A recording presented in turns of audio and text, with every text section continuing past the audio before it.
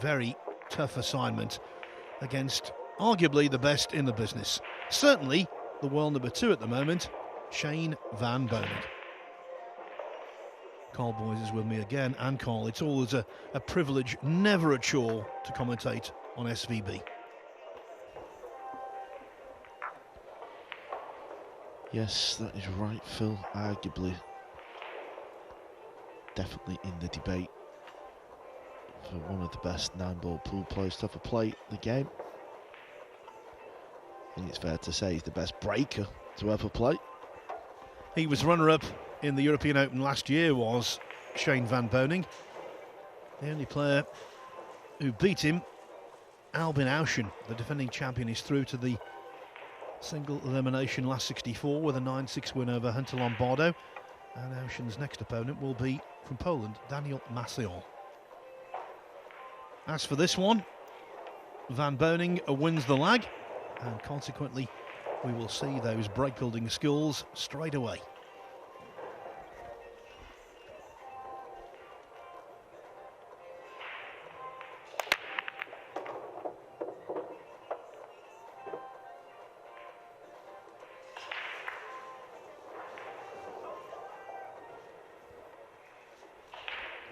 The SVB power break. Didn't make the 1 ball. It was the wing ball that ended up getting kissed in the pocket. Safety shot coming up. Cue ball in behind the brown 7. Would like to get this touch in the 7 as well. That takes away options.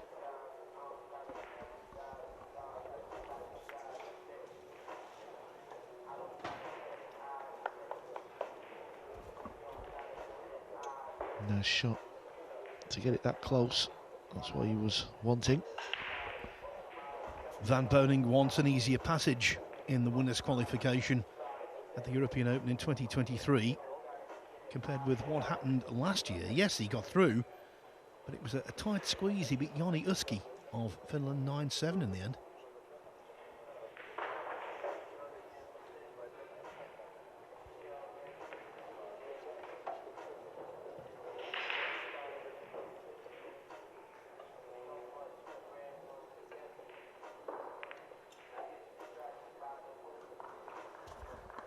Playing the 2 rail up, just above middle pocket.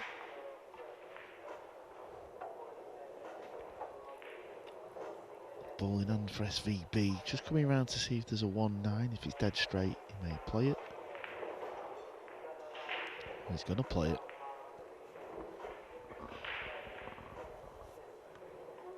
That's the situation over on table 26.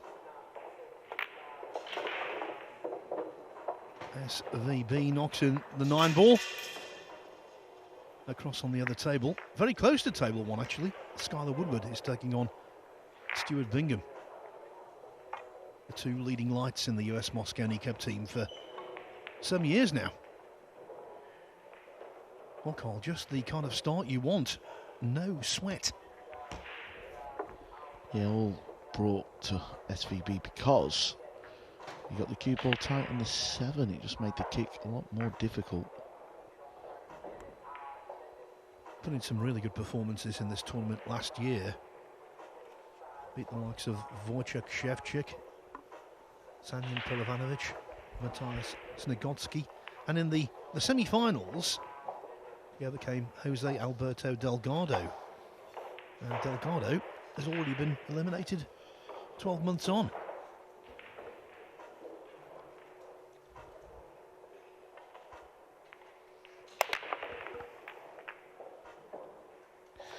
He won't be happy here, Shane. That's 2 breaks. And 2 breaks where he's not potted the 1 ball in that side pocket. Did go very close. There you just see it actually at both points. Tricky positional shot coming up here. Looks like when he pots this ball, if he goes forward off the rail, it may go into the 8-ball.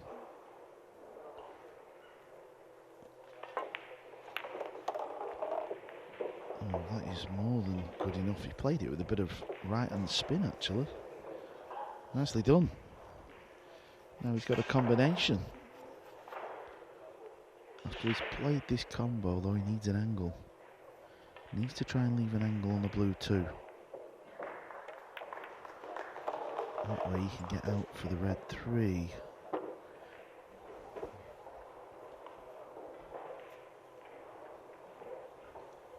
There's no getting away from it.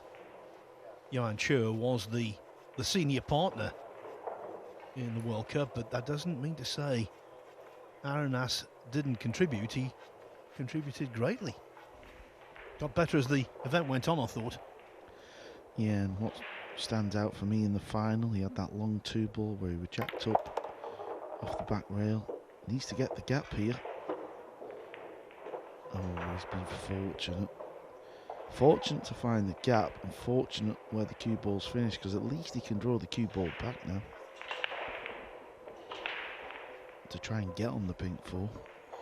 He may have to just try and draw through the 5-ball somehow.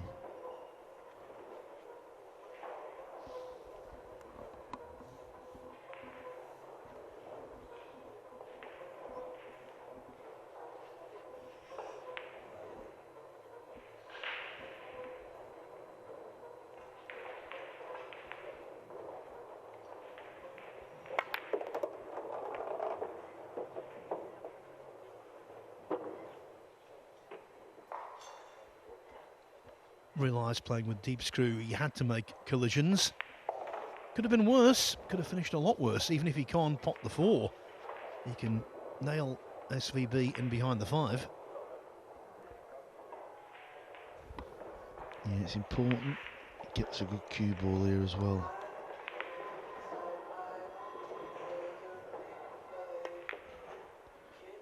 It's important he gets a good cue ball, and it's just squeaked out. At this level, that has to be classified as clumsy. Yeah, just because the difference is if the cue ball's in behind the purple ball, SVB's in a world of trouble. Now he may be able to get that cue ball over towards the 8 to hook James back. Let's see what he's faced with.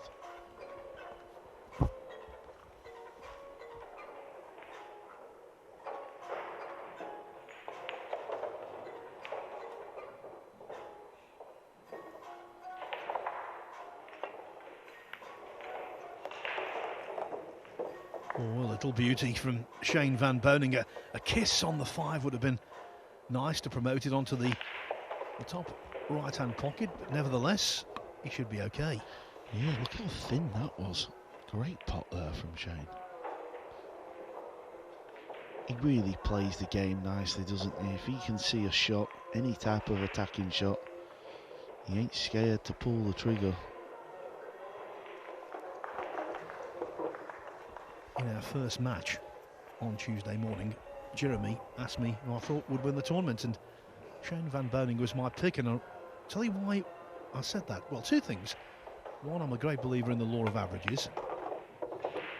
And secondly, when he has lost this year in our big tournaments, it's never been the case where he's played badly.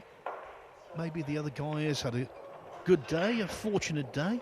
Maybe Shane's had some bad luck himself. But he always puts in a very consistently high level of performance. That wasn't his best shot, but he's okay, I think. But with the cue ball and 9-ball so close together,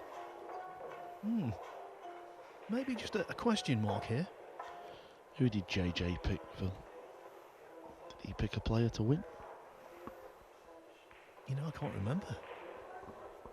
Please don't tell him. Please do not tell him. His selection had such a massive effect on me. I've forgotten already. Well, let's see how Shane gets on with this 9-ball. He's been up and down a few times, and I'll tell you my pick, who I'm going with. Well, I'll tell you now. Johan Chur. That's what I'm going to go for.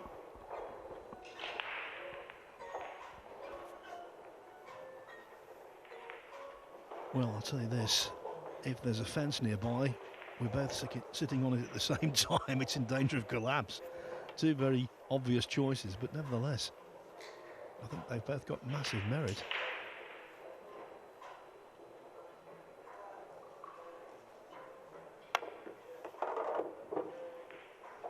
That was a much better shot than it might have appeared. Shane Van Boening's position onto the 9 left something to be desired, but the pot on the 9 most certainly did not. Had to be careful, of course, as well, with the cue ball running wild. But it didn't enter a pocket, and great man doubles his lead to 2-0.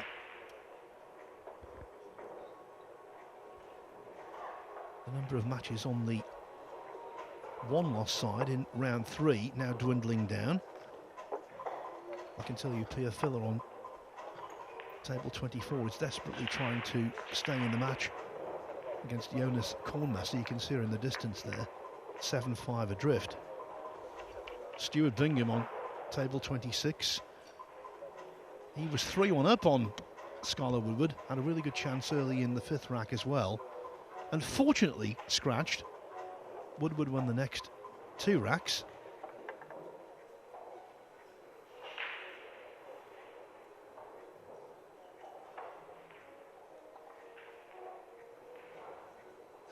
And now Woodward is leading 5-4.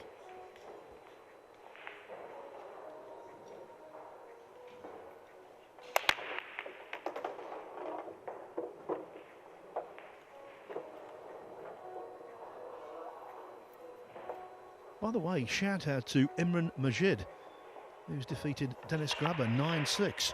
Into his 50s, Imran, and he's still playing good pool. Yeah, he's always there or thereabouts, isn't he? Often qualifies for single elimination stage.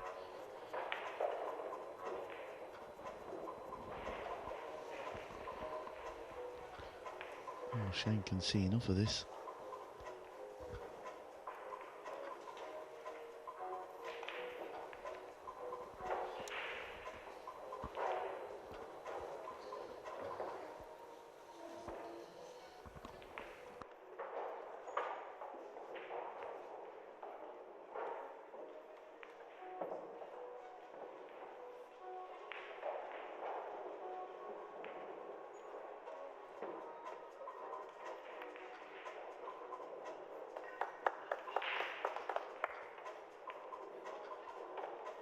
Of course, Shane Van Boening fulfilled an ambition by winning the World Nineball Championship last year. This year's runner-up, Mohamed Soufi, in action right now, and he's in deep trouble. 6-1 down to Tobias Bongers.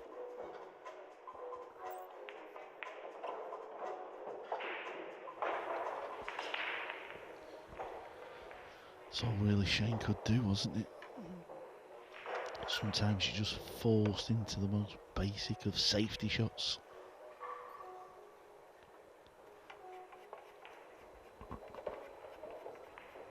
Yeah, there's safety and then there's containment.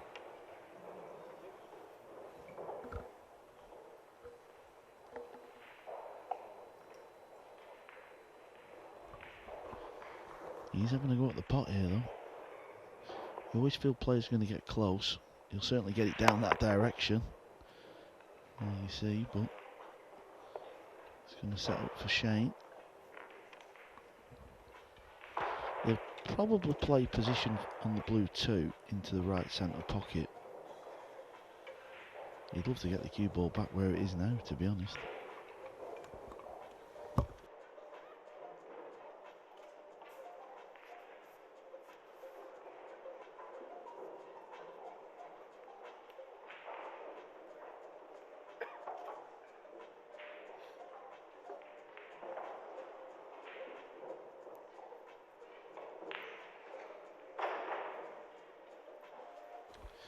He's just had a little walk round to scope out where he wants this cue ball, and he'll just draw it into the side rail.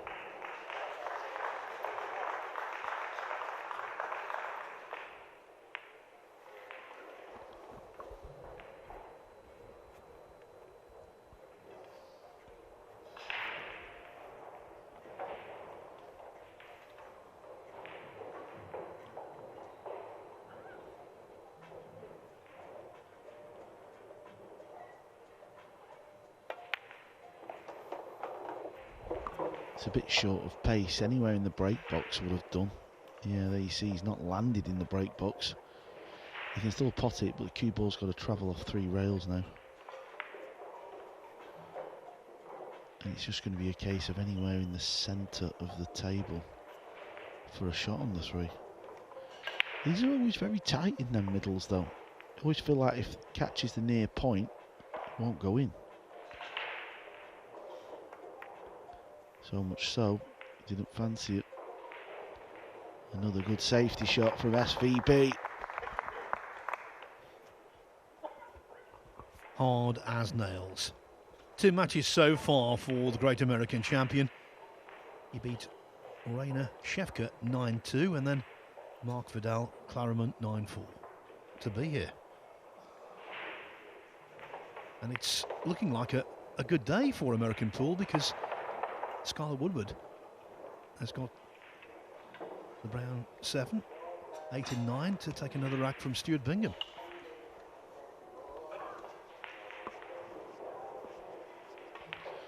Cue ball needs to keep going.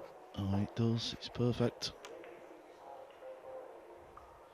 You always felt this was going to be a bit more of a test for Stuart Bingham this match. Oh, nice hit though from Aranas there, just to try and give himself a bit of hope. Yeah, highlighted the turning point already when Bingham was 3-1 up, potted a ball, scratched, and ever since it's been something of a struggle. So Woodward takes a 6-4 lead.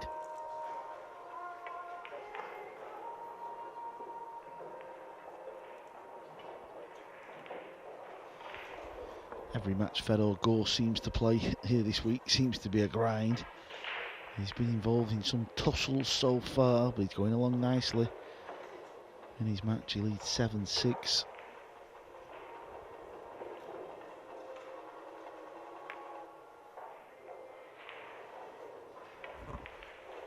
Again, hard as nails. Can tell you, Pia Filler, the wife of Joshua, is out of the tournament. Just a few moments ago, she was beaten 8-5 by Jonas Kornmesser. That was in the 3rd losers round. So Kornmesser goes into losers qualification. Over on table 2, looks like Lucius Yap, he's going to qualify. He leads 8-5 over Moritz Neuhausen. This is the 9-ball he has for victory.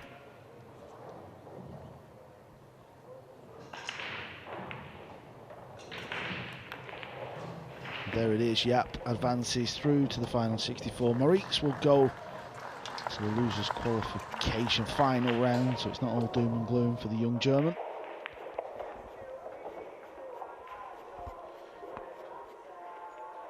Now is James trying to jump safe?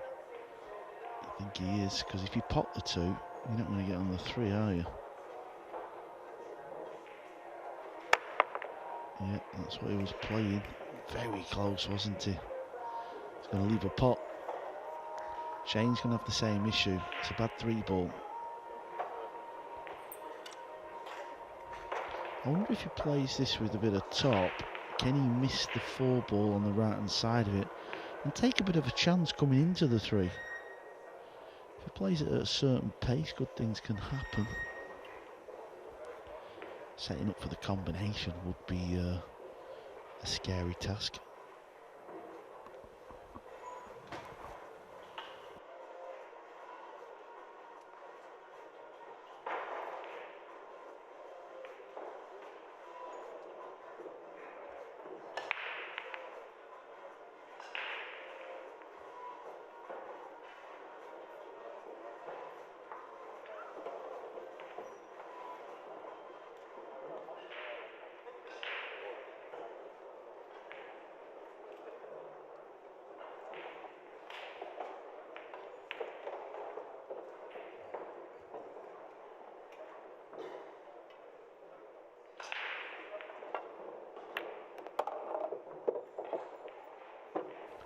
It's exactly the shot I was talking about. Just take a little bit of a gamble.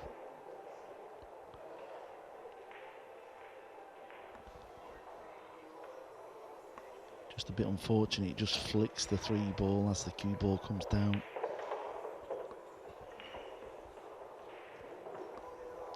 the legends have entered the arena on table 2. Local hero Thorsten Horman is playing Ralph Suke. Yeah, that's the kind of match you don't want either of them to lose. Such wonderful figures in Nineball pool over the years. I've got a real soft spot for Ralph. What a record. He's won the World Masters 6 times. But that alone is extraordinary. Yeah, a lot of players have never even played in it 6 times, let alone win it.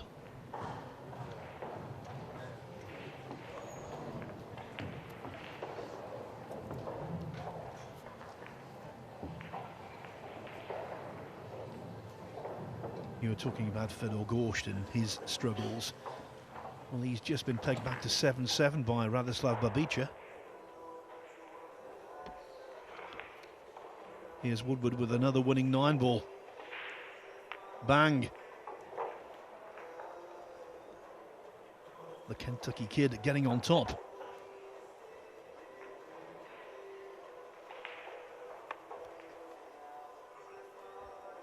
That's 7-4, Woodward. Dimitri Jungo from Switzerland going well against Kostas Koukiadakis, 6-2 up.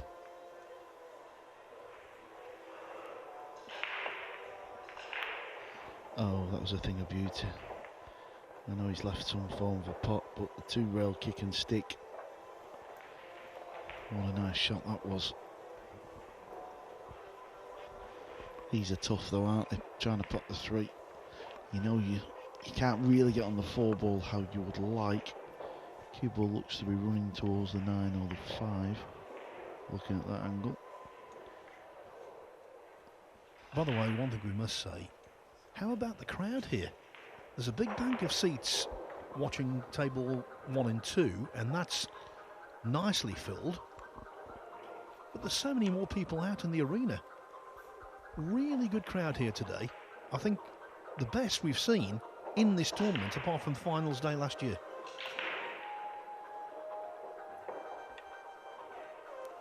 It's a very big arena, and matches on 26 tables are taking place.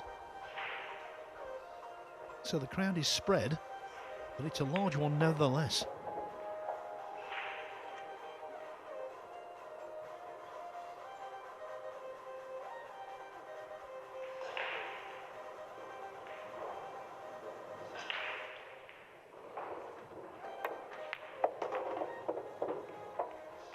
Terrific pot.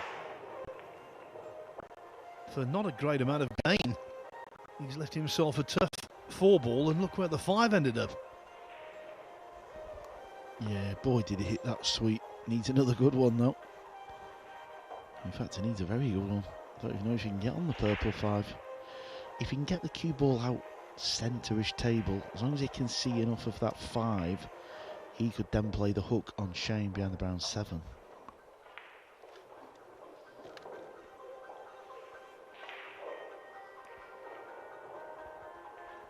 Well, these tournaments, we have the same format in our big open events, and it's always on day 3 when the event really comes alive.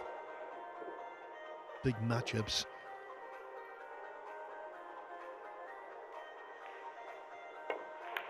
World-class players going head-to-head. Oh, and Aranas with that double kiss has been very fortunate. Now, can Van Boening find a path off the cushion first, past the 8-ball to knock in the 4? It looks really tight to me, but if anyone can do it, he can. Yeah, well, you feel looks a little tight to pot that 4 off the rail.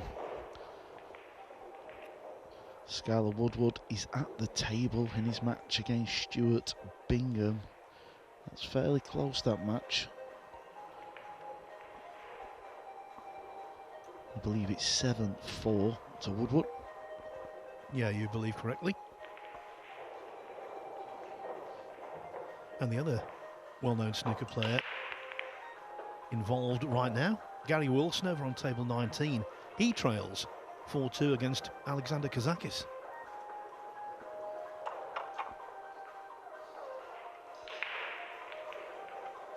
Francisco Sanchez Ruiz, the only player above Shane Van Boening in the World Nineball Tour rankings. He's 2-1 up on Emil Andre Gangflo of Norway.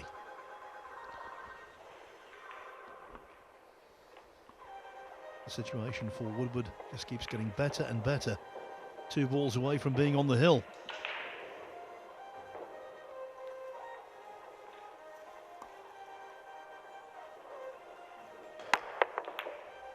Watch out, cue ball.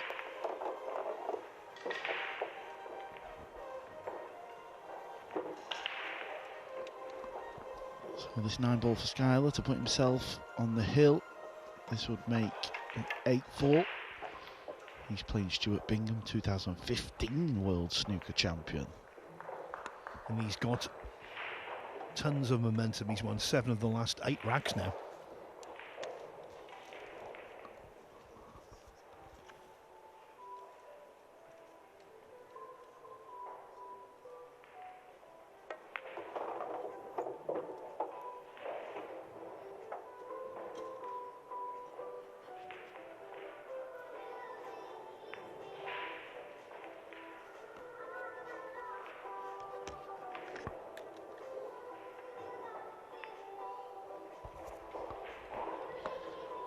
This ball pots.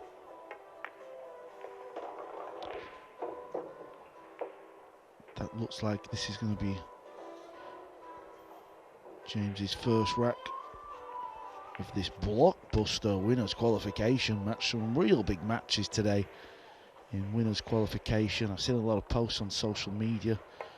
A lot of the pool fans was really looking forward to today because they knew we had some big lineups. Been treated to a Chua Jason Shaw match already.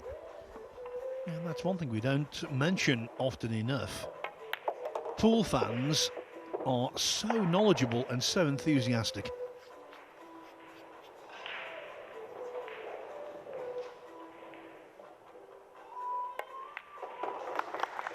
James Aranas breaks his duck. Shane Van Boening's lead reduced to 2-1. So let me give you a little rundown here of what's happening as we just take a look over onto table 26. 8-4 there, as you can see. Bratislav Babica and Fedor Gorst 7-7. Wu Kun Lin on the hill against Antonius Kakaris at 8-5. Jonas Suter Camino has made a lightning start against Karl Naderberg from Estonia. Camino leading 7-0. Kansalim, who beat Koping Chung yesterday, he's 2-all with Chris Melling.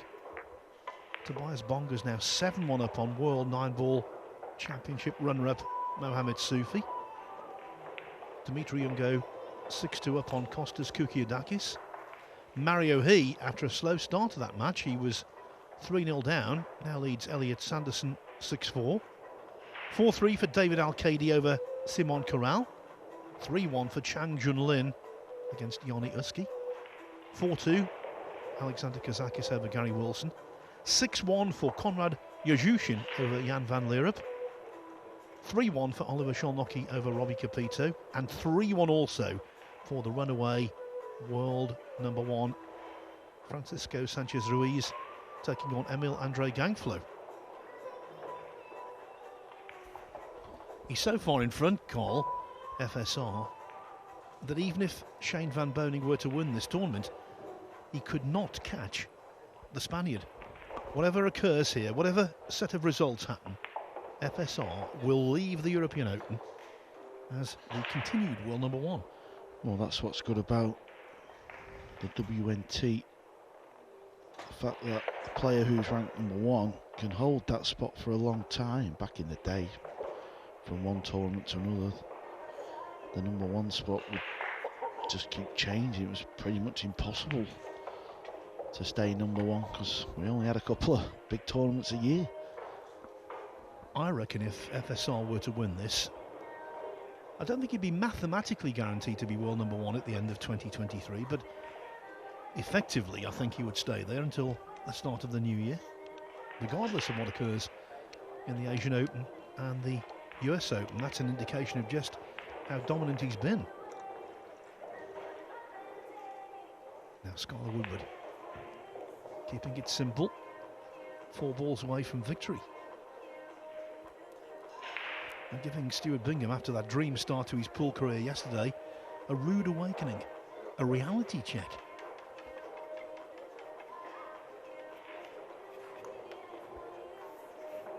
We'll let you know how Woodward fares. Now they're back to table 1. Can Aranas get back onto level terms?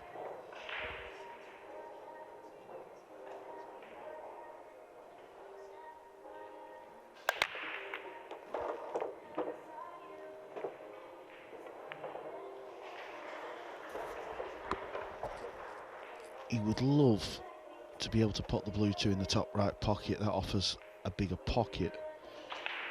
Good break off as well. Yeah, playing it into the top right offers a bigger pocket, and it also means he could find that little gap in between left centre pocket and the brown 7. Just stun the cue ball off there. Back to the Woodward table. He's obviously in a tricky spot here because he's still on the 7. He's not played the shot yet. So let's see what Woodward has in mind. He's on the hill, so this is for the match.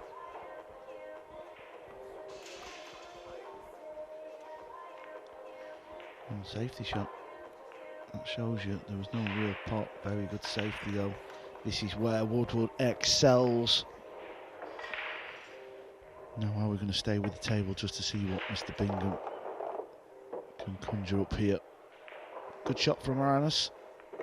He's looking good to tie this match up 2-2. All the balls are sat nice. Okay, Stuart feels he can see a bit of the left edge. He's been enjoying his time here in Fulda.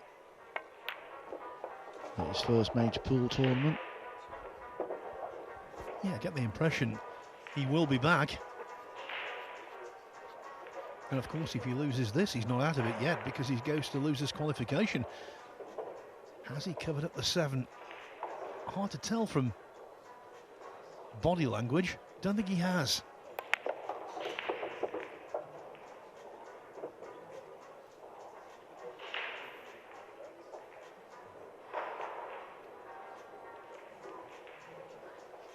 The end, you would assume, is nigh. Yeah, Skylar can just pull the cue ball back down the left, play the 9-ball in the pocket near his head. Like so. This is for the match. This will send Skylar through to the draw for the final 64. Bingham will come back later today for losers qualification round.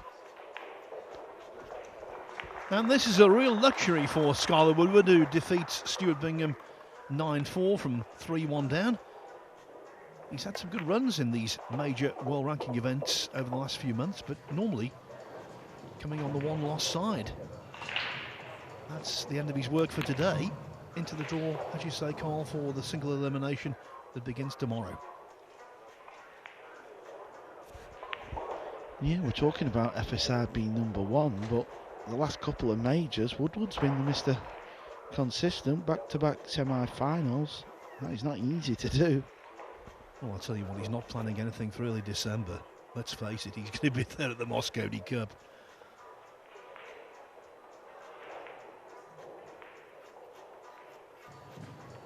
And apparently, we will know the 2 captains by week's end. Yeah, I believe Saturday captains will be announced.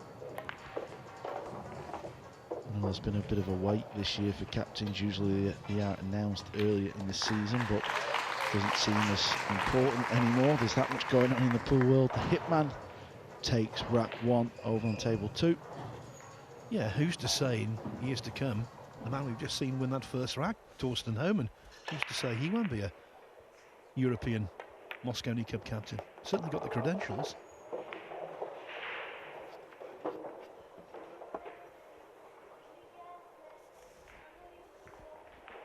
And here, Aranas has got parity.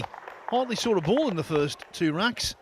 Now, though, back on to level terms at 2-2.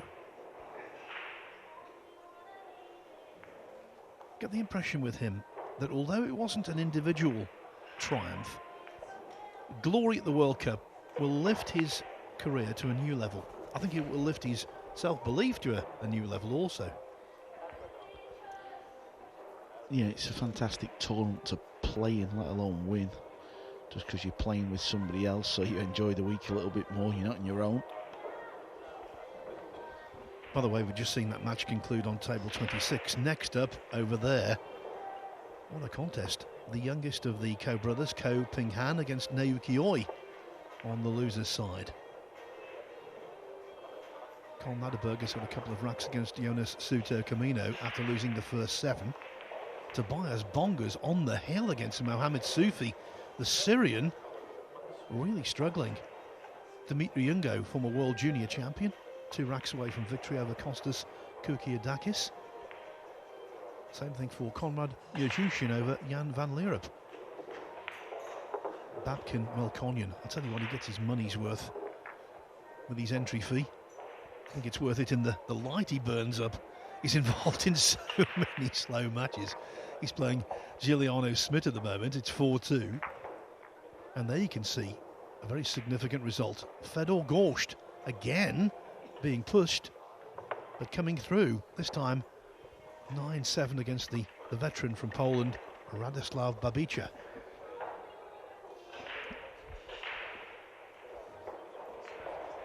It will be this man breaking in rack number 5. He lost the opening 2. He's won the last 2. We are all set. It's 2-2. James Aranas to break.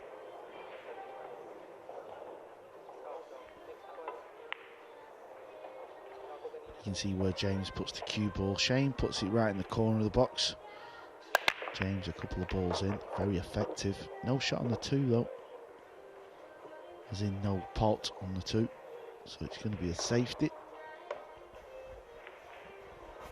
Just one of the scoreline to give you if you were with us this morning at 10 o'clock local time. We started off our day 3 coverage with Loho Sum coming through that nail biter against Khalid Al Ghamdi.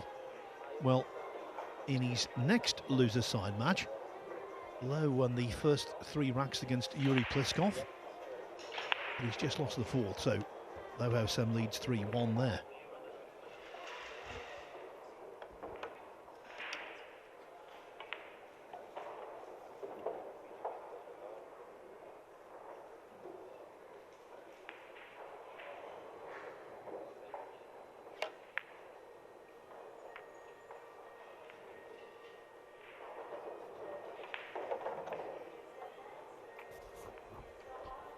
Boy, this is a tough pot.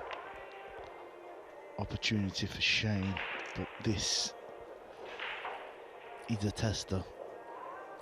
Another roll, he got the hook. You'll see just come up a little shy of pace.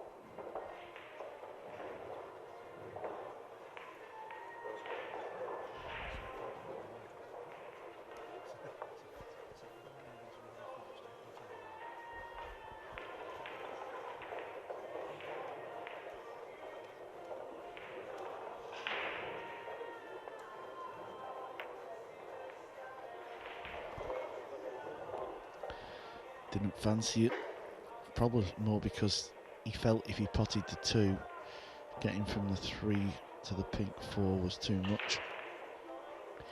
He may be in a bit of trouble here though after this shot. You can see the left edge of this.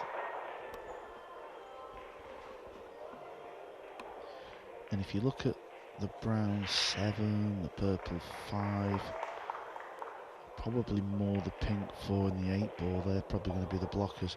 Wonder if he's going to try and get the cue ball in behind the red 3 as well. This is what he's making his mind up. He's just had a little glance there.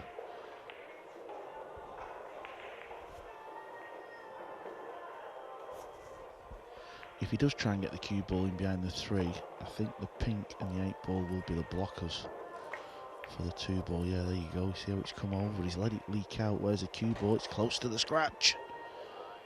But he's got the hook. Nicely done.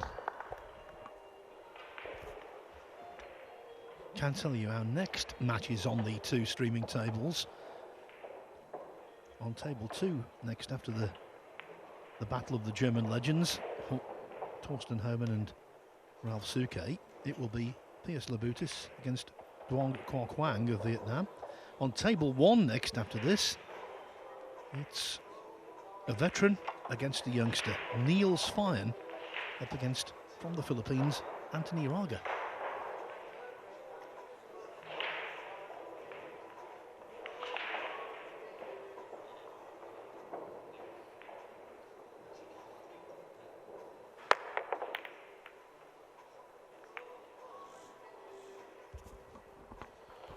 That's worked out.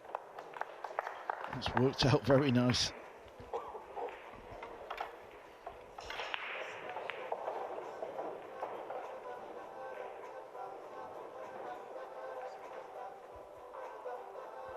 One of those matches where you've got 2 keen pool minds pitting their wits against each other. I get the sense this might well run close.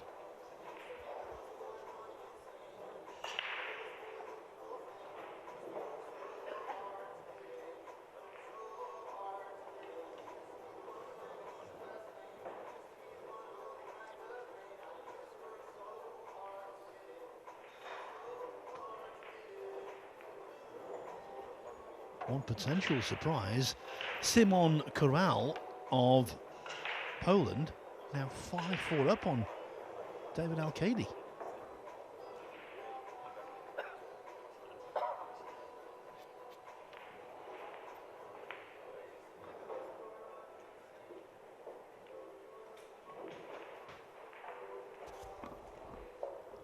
Yeah, he's just looking at whether he should roll the 8 on to the 7. It just feels maybe too difficult to hit, but he's going 2 rails.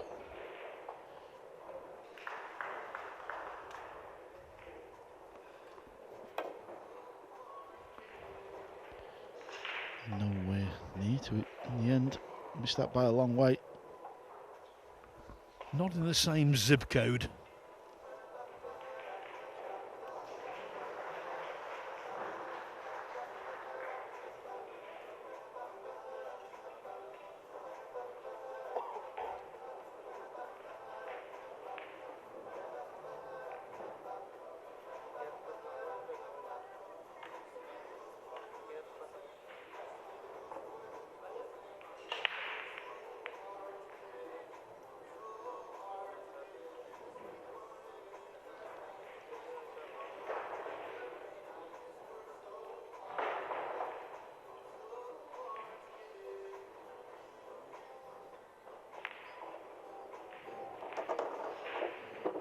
Can't tell you what a good pot that was. The way these middle pockets are cut, at that angle, SVB had very little to aim for. That's why he had the insurance of putting the cue ball behind the 9 if the 2 stayed out.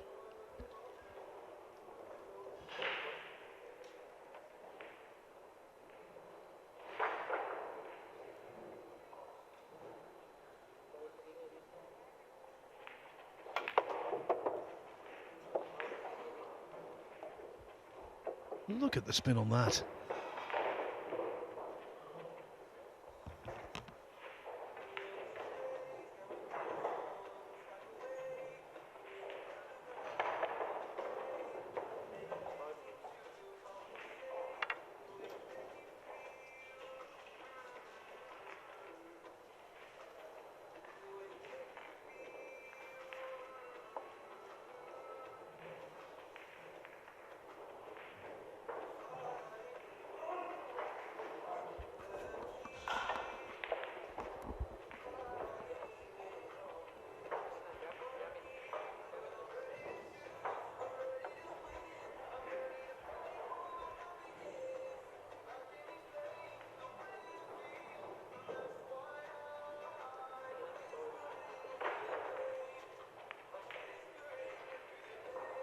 Is it me, Carl, or is Shane Van Boening playing just a slightly slower game than normal? I think the situation has dictated that because he's had a lot of choices to make. It's not obvious pull, but I think he is a little more pedestrian than normal. Yeah, I agree. I think that's a good shout. I don't think it's for any, particular reason. I know what you mean. There's been a few funny situations, but he's definitely giving these shots a lot of thought, and he won't like that one.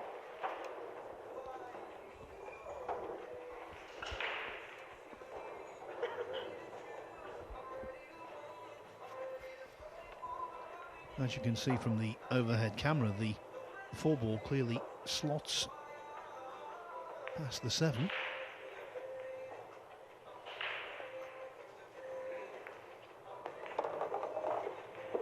Aranas potentially in to take the lead.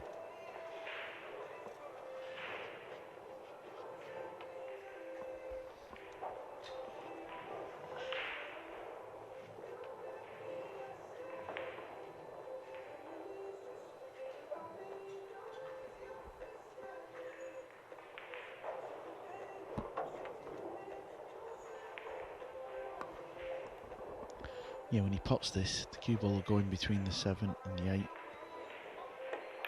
Yeah, he's missed a 5. Okay, big little moment, big little rack.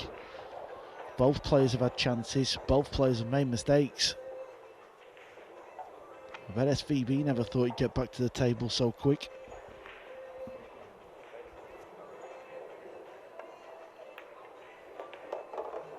With your last statement, Carl, size matters. A big little moment, a big little rack. It's either big or little. Come on, don't sit on the fence. A medium-sized moment.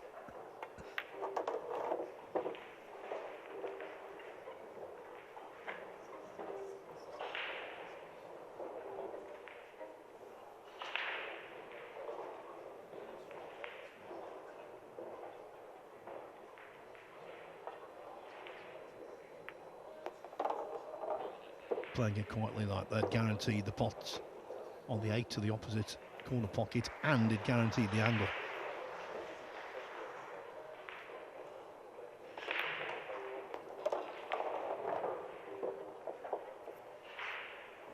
Carl was right. It was a big little moment.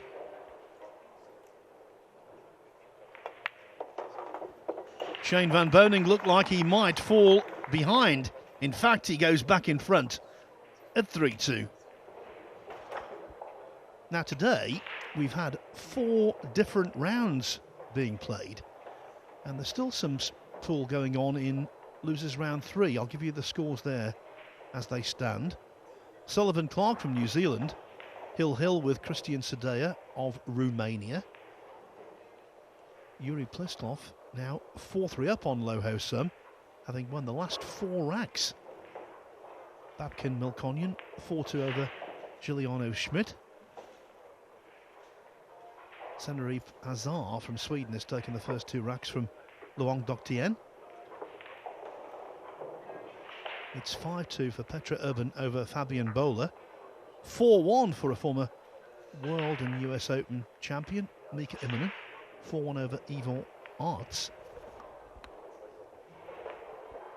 And Jani Sikkanen from Finland, he's 6-2 up on Pier Francesco Garzia. They are the only matches going in losers round 3 now. Yeah, I was just looking at the scores that come on our screen. Sullivan Clark, I forget who was playing now, but it was 7-7, and it told you the match time. It was approaching 2 hours 40 minutes for a race to 8. Well, Christian Sadea isn't the quickest. That will please Shane.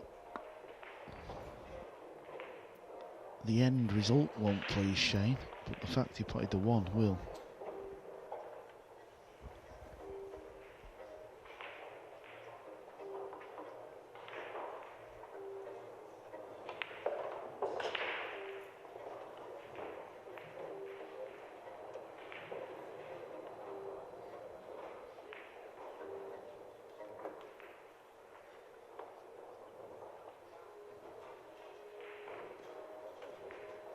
One result for you from the winners' qualification. Woo Kun Lin, semi-finalist at the World Nineball Championship this year.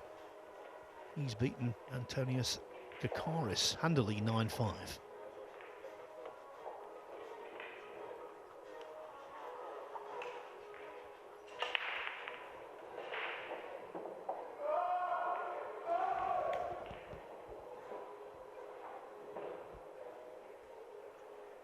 Now, Elliot Sanderson, the shouter, is playing at the moment, but that didn't sound like one of his shouts.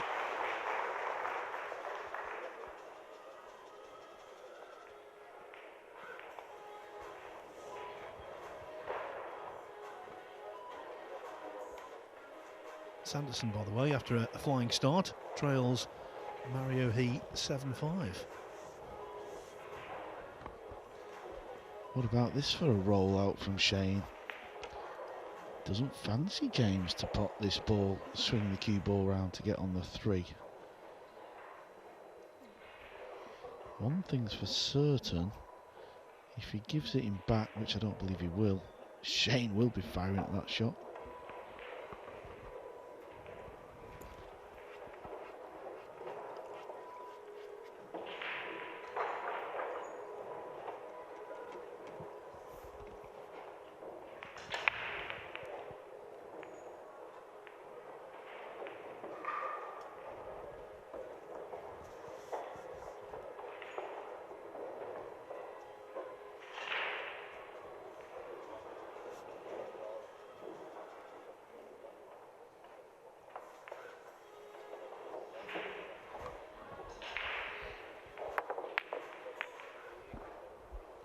Shane was right to test him.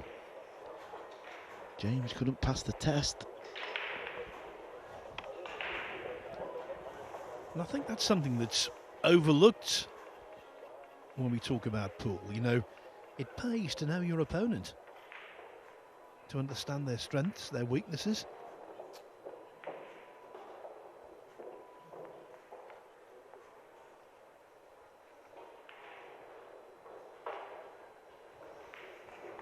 And not only is Shane Van Boening a great player, he's also a great student of the game.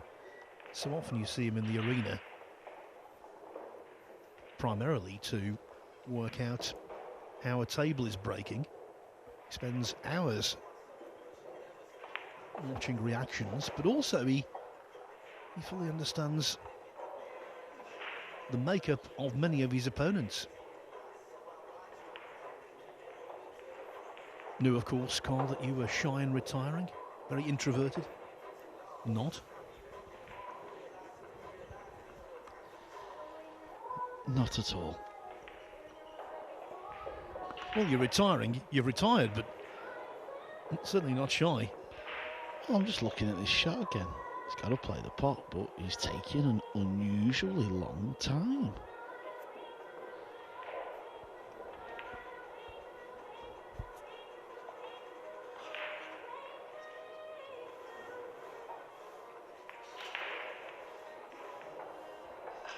Indecision reigns.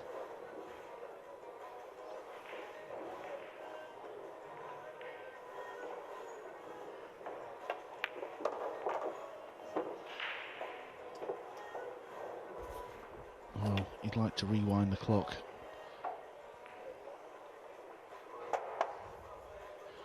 I always find it that when the players take forever and then they get down to play the shot, it always seems to turn out a little messy, like a bad one.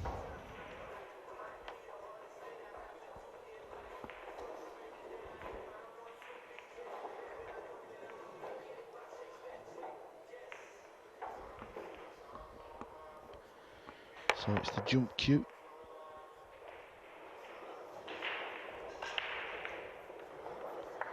And he's done a good shot at that, to be fair. Get the hook. Look at the 4 balls there, all in a line.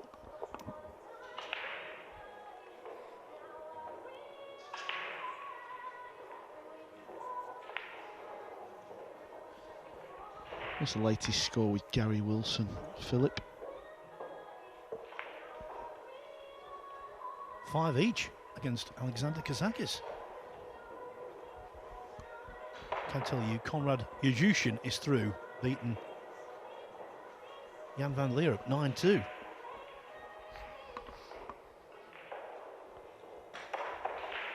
Actually, Kazakis is just this second won the 11th rack, so he leads Wilson 6-5.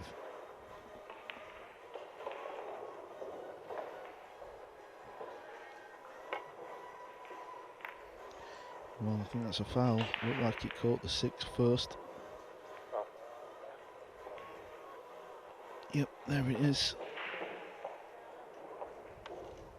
Yeah, no referee assigned to individual tables, but there was no argument whatsoever from James Aranas, and that's the reason it was obvious the 6 was contacted first.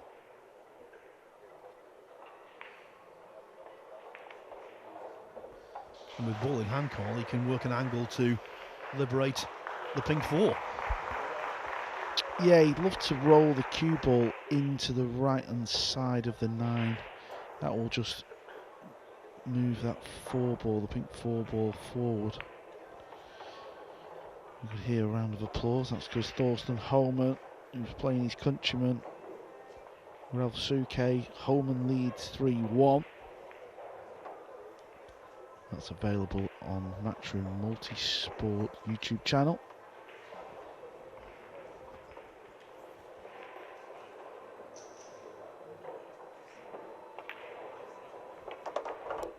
Oh, that was okay as well.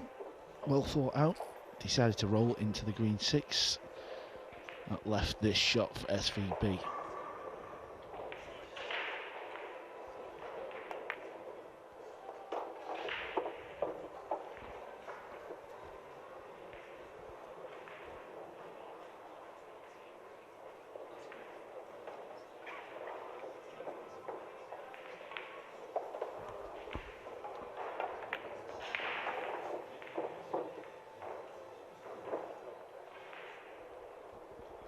That was a very underrated shot as well, because if he'd have hit the cue ball a little harder or softer, basically if it didn't land there, he wouldn't have had that very simple positional shot onto the 7.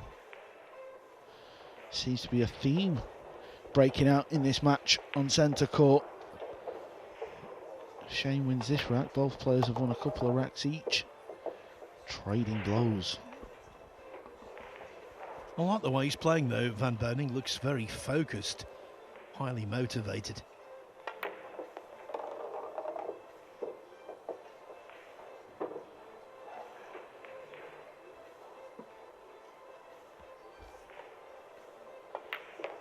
(4-2) it is. SVB doubling up on the recently crowned World Cup champion. Can't tell you, Sullivan Clark from New Zealand has been beaten in that losers' third round match against Christian Sadea. He lost 8-7. Loho Sum was 3-0 up against Yuri Plistov. Now he's 6-3 down. Here on table 2, Torsten Homan has got the better of the early running against Ralph Suke.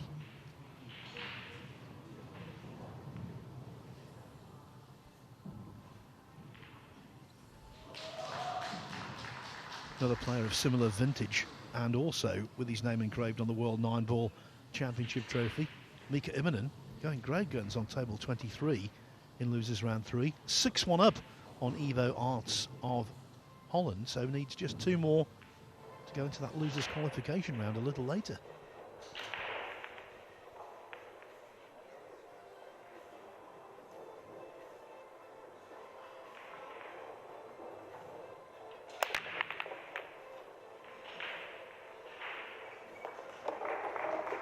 Tell you what, that's more like it, Carl.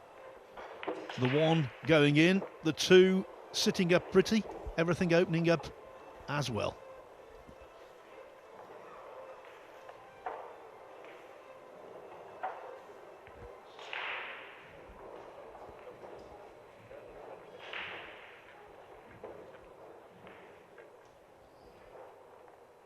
While Scott McMillan is removing the template, let me tell you that Jonas Suto Camino is the latest player through to single elimination.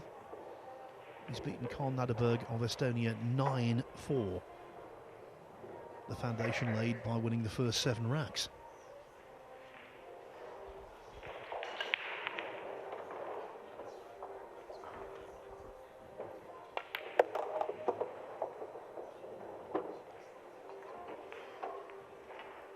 Now, he didn't quite get hold of the cue ball there as much as he wanted to. Yeah, it's left this a little thinner.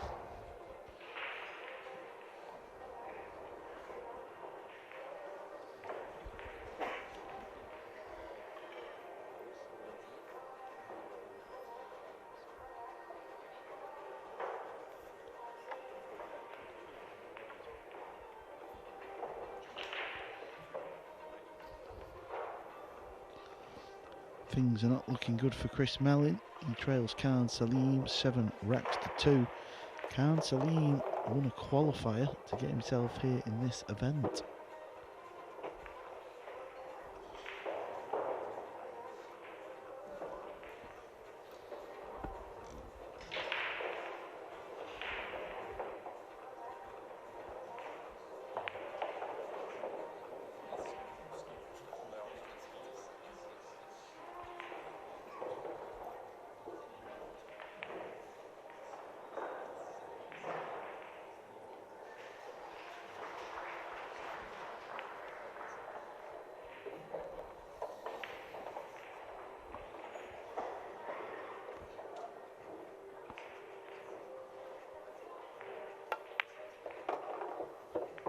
Now, we've made that observation about speed of play with Van Boening, and even here with everything in open play, he is being circumspect, taking his time, putting every ounce of effort into every single shot.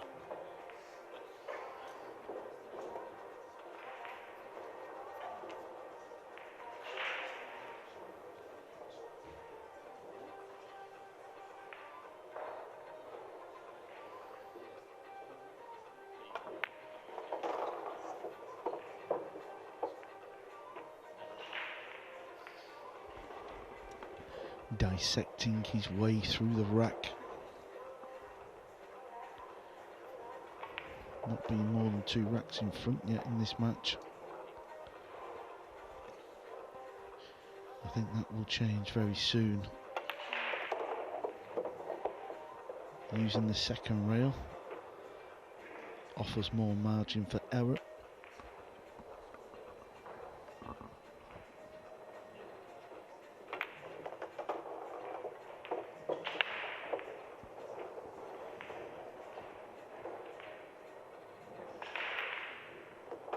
That right there is a hat-trick of racks for Shane Van Boening.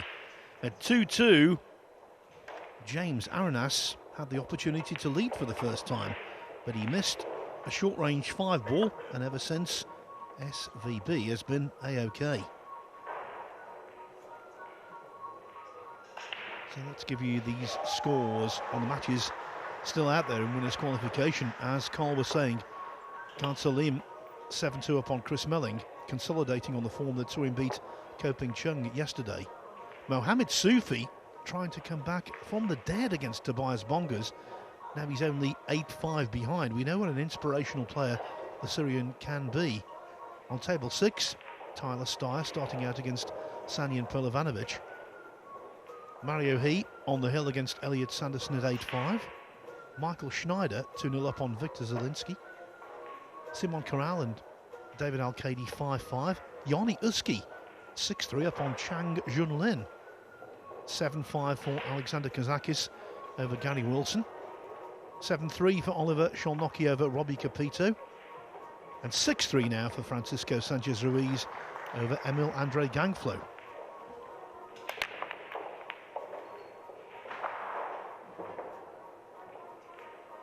The one very close to dropping in the centre, but staying on the table. Yeah, this has not been his usual performance. You can see how close the one went, don't get me wrong, but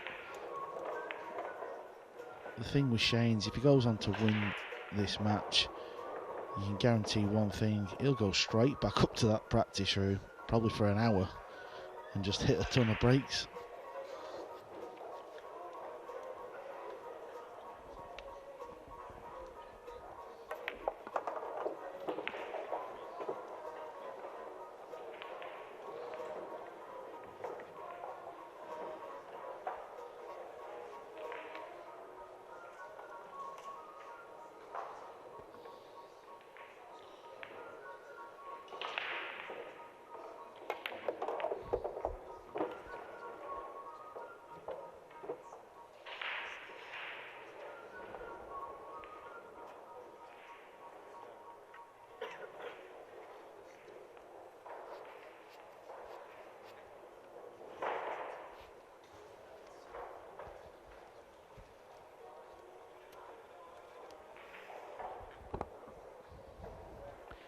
This is actually very thin to attempt to pot the ball. That's why he's not doing it.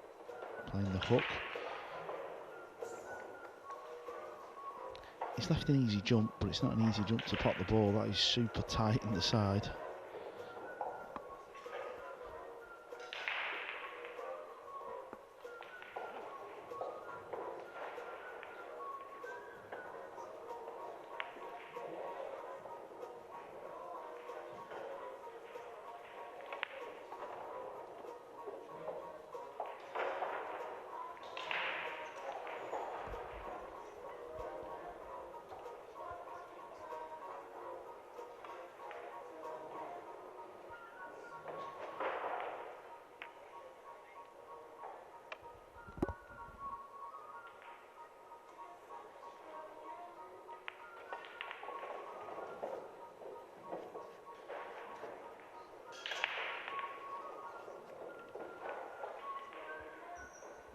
Cushion first. Equally tough.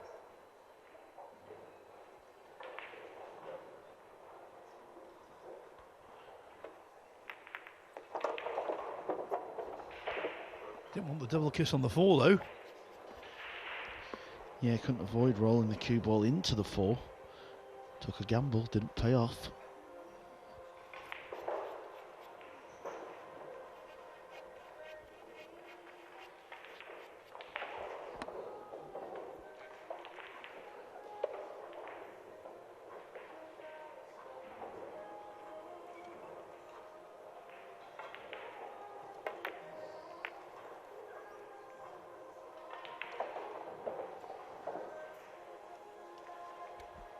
And that one didn't play off either.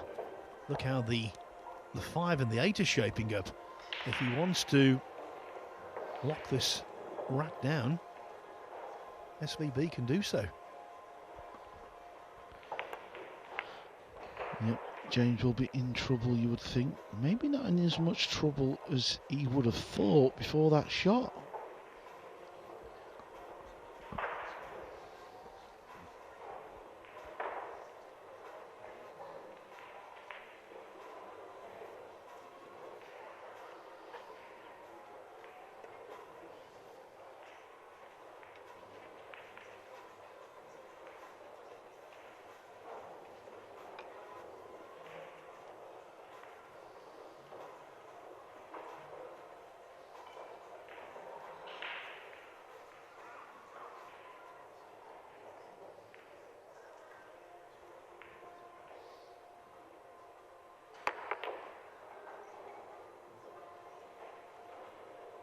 Has to be pleased with the outcome there.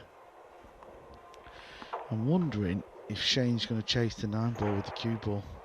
Play off the right edge, 2 rails, possibly 3. Try and pot the 9-ball. This could be one for the highlight reel.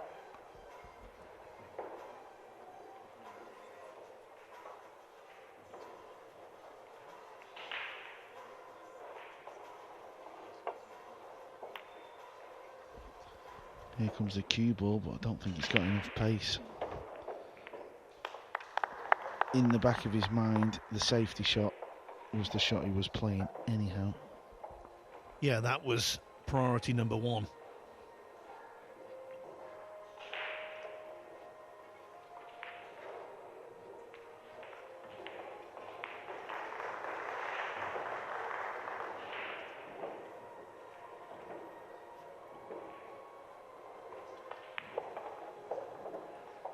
In losers round 3, Yanni Sikkonen has beaten Pier Francesco Garzia 8-3.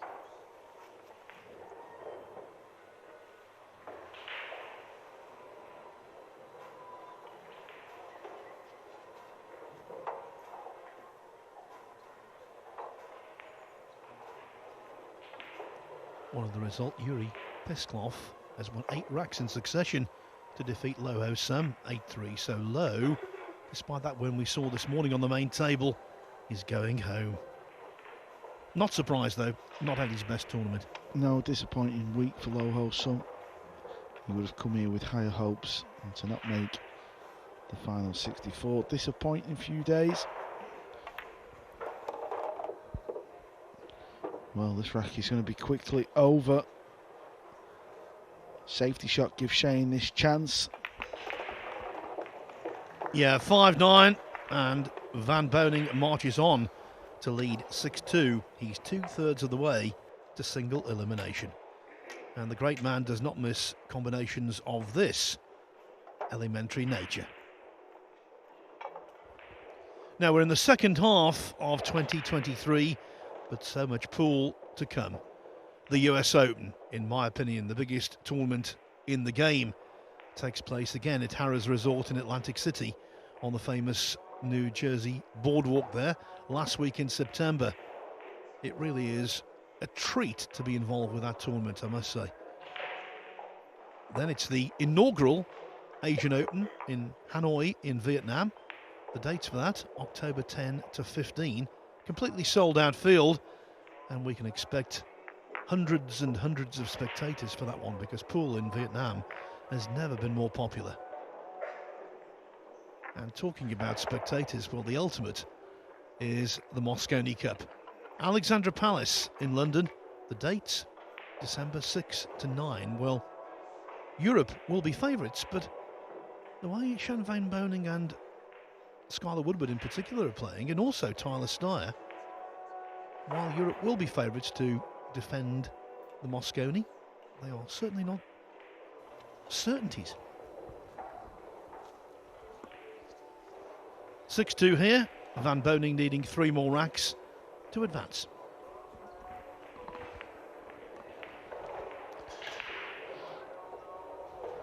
Table 2 match between Ralph and Thorsten is tied at 3-3. Shane's moved the cue ball in a little bit. And that's going to work out a lot better, so I think we'll see Shane stick with that position where he put the cue ball.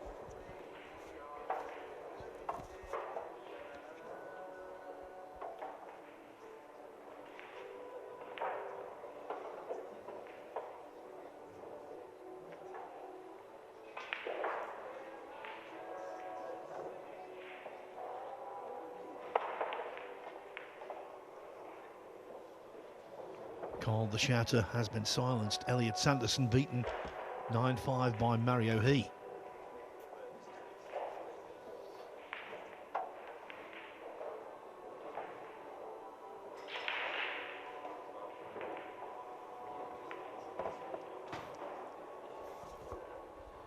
This will pot, but he's got to really get into the cue ball. He's got to hold the cue ball. Yeah, you see the way he played it? It's like a little stabby shot. Nicely played. This hasn't been high octane pool from Shane Van Boening, but I think it's the kind of performance that underlines just how difficult he is to beat. He's rock solid. As on table 2, Torsten Homan is a couple of pots away from a 4-3 lead over Al Suke.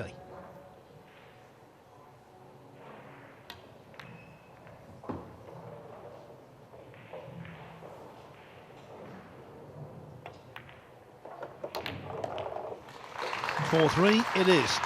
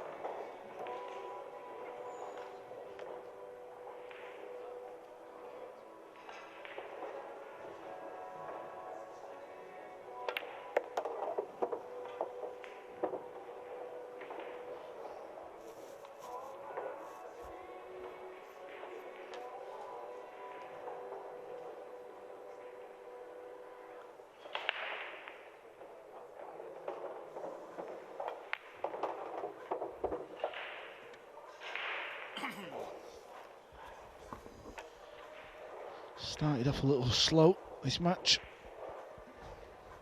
but it's Shane who's got the momentum now.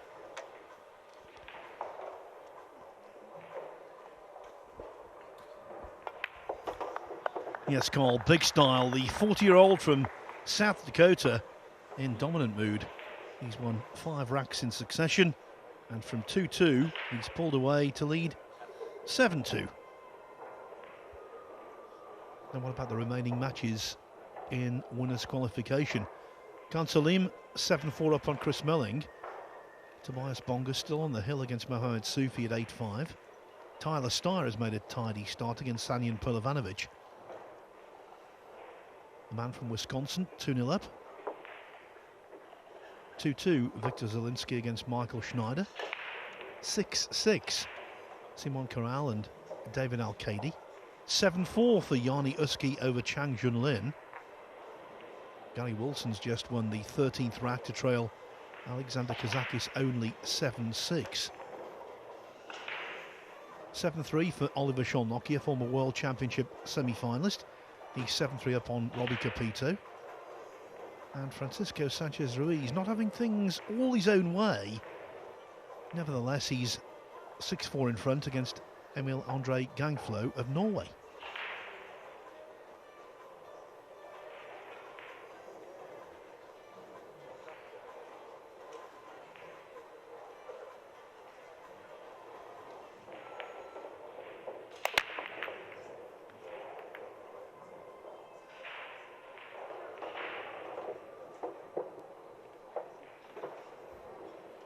Losers qualification has started, Carl, and just a couple of scores to give you there.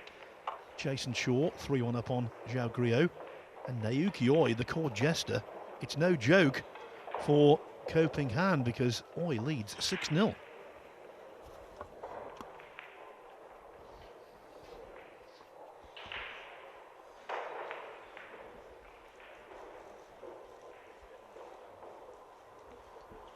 If you're a snooker fan watching this and you're supporting Stuart Bingham, you'll be interested to know he plays Mats Shetner of Norway next.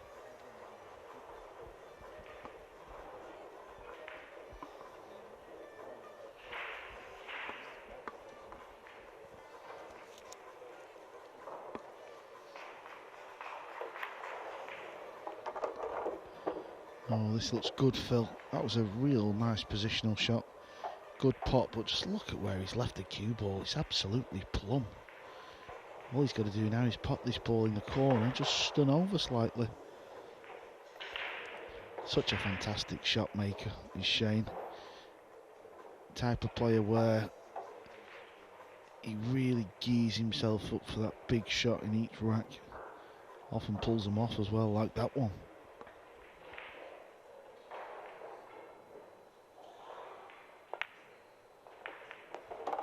That didn't go in clean, it was a little bit wipe your feet.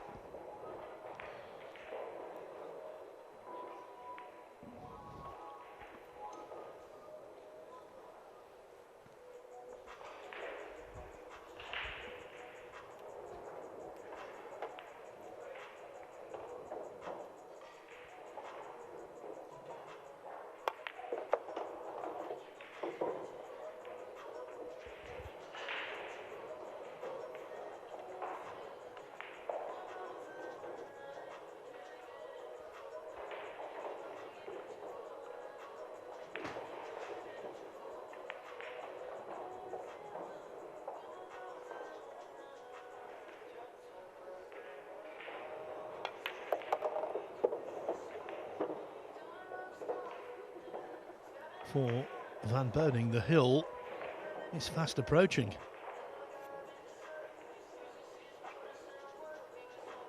Has to treat this one with respect, though.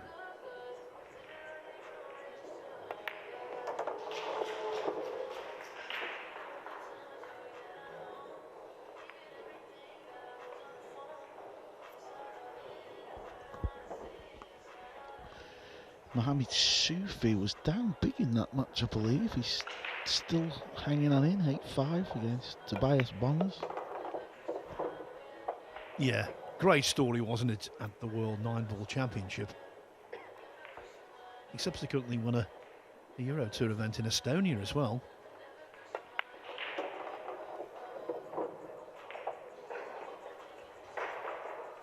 The underdog story that everyone loves in sports. Shane Van Boening is light years away from being an underdog. He's the man. And that's 6 of the best from him. 6 racks consecutively won. 8-2 ahead on the hill with a big gap for Aranas to try and possibly eradicate. You can trace the turning point back to this match. 5th rack, Aranas missing the 5 ball to top right corner. Since then, it's been one-way traffic.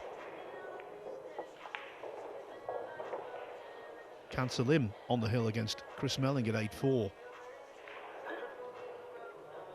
Victor Zielinski having made a sluggish start, now 4-2 up on Michael Schneider. Yanni Uski, I think he's very underrated, don't you, the Finn? He's on the hill against Chang Junlin at 8-4.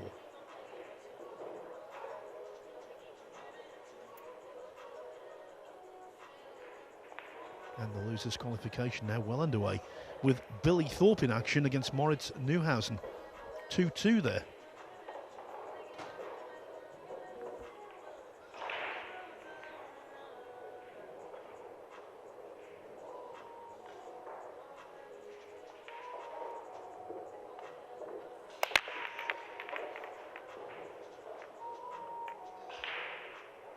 Something of a lighter break from Van Boening. What was all that about? Yeah, all the balls just seem to gather over to this side. Look at this cluster of balls. Well, James has got a shot, but he has some task ahead of him, trailing 8-2 to one of, if not the best, to do it on a pool table.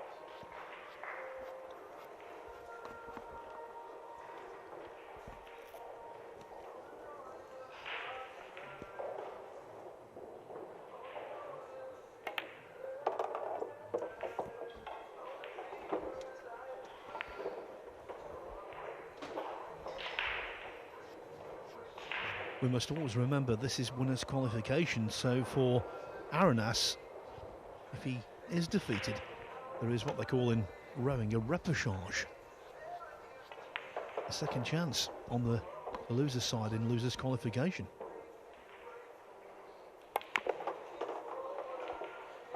Oh dear. The 9-ball blocking the path.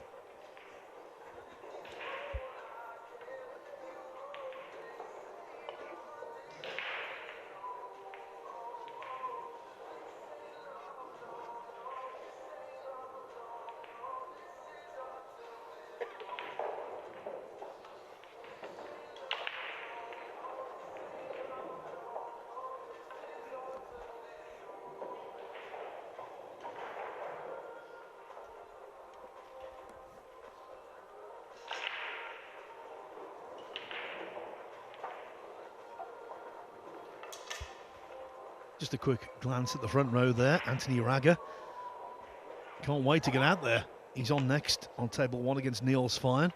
In the arena already, drinking it in. The enthusiasm of youth.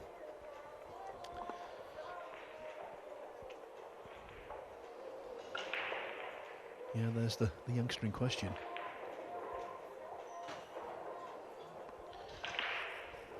Can confirm a result. Khan Salim has beaten Chris Mellin.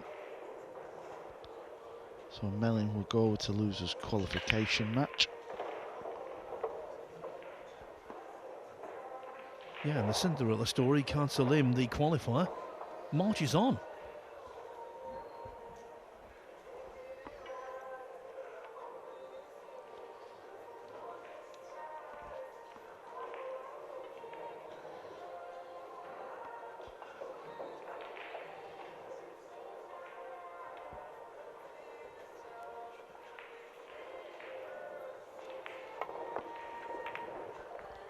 The old 3-rail kick. What's he left? He has left the world. Chance for SVB.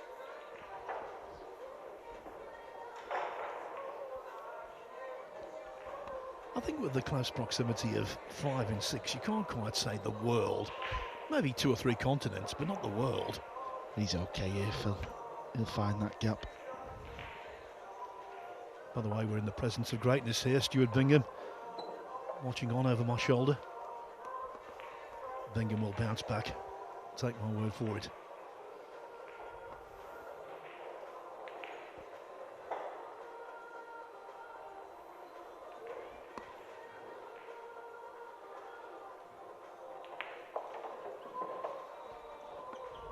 You see, when I said we're in the presence of greatness here, Carl thought it was him I was talking about. I still do. Is this going to reach? Wow, ball in hand. That was extraordinary.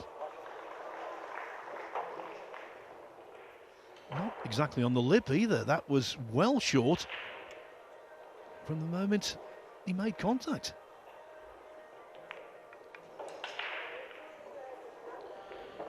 Ralph Suquez took the lead for the first time over on table 2, 5-4 over Holman.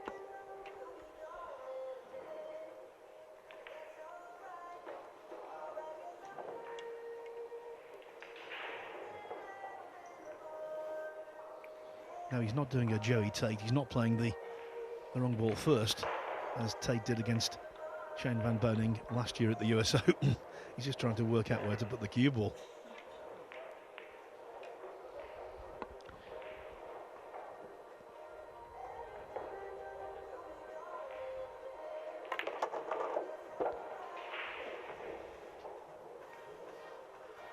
That'll work out nicely.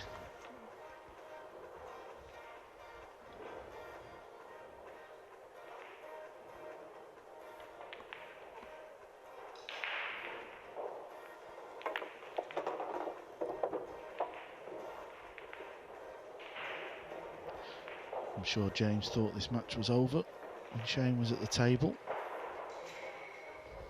Can he cause a massive upset here?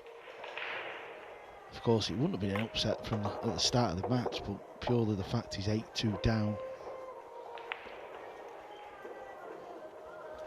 Well, we have had a recovery in a race to 9 from 8-2 down already this week. Fedor Gorst was responsible for that.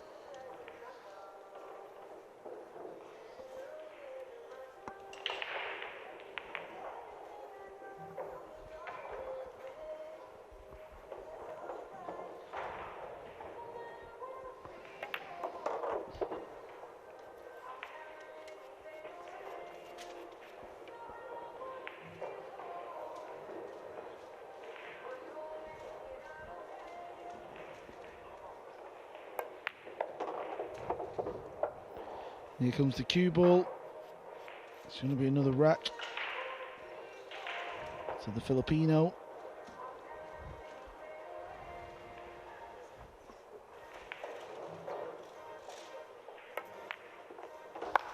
Aranas arresting a slide in his first rack win for quite some time. It keeps the match alive. Strange that though. Shane Van Boening's break, not typical of the great man, and then the ball that was left short, the forward to middle, again, uncharacteristic.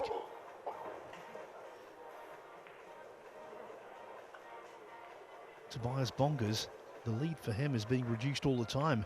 Now 8-6 up on Mohamed Soufi. Tyler Steyer 2-1 over Sanyan Pilovanovic. Victor Zielinski in top gear right now against Michael Schneider. The pole leads 6-2. David Al-Kaidi back in front against Simon Corral at 7-6. Yanni Uski has beaten Chang Junlin 9-4. Gary Wilson 1 rack from defeat. Alexander Kazakis on the hill at 8-6. Oliver Sholnocki on the hill at 8-4 against Robbie Capito. It's 5-4 for Ralph Suquez over Torsten Homan, as Carl said. And now on the hill, FSR.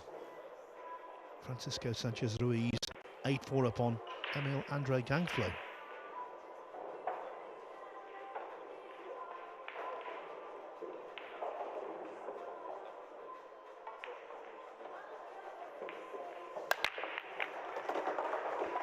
And I've got to give you this score.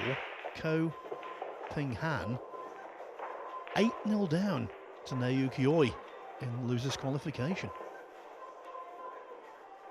Although on the losers side, matches are a race to 8 normally. In losers qualification, they are extended to 9, so Oi needs one more. Tell you what, if you can run a 3-pack here and get it to 8-6, that would make this match very interesting. Runner breaks. We don't really see many packages, do we, Phil? I wonder what the most we've seen so far is.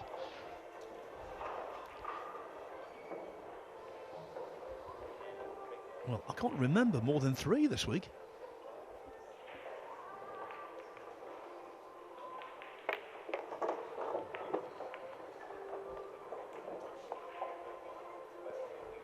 I think you wanted the cue ball a bit further across the table. I don't know if you can draw past the 6 now.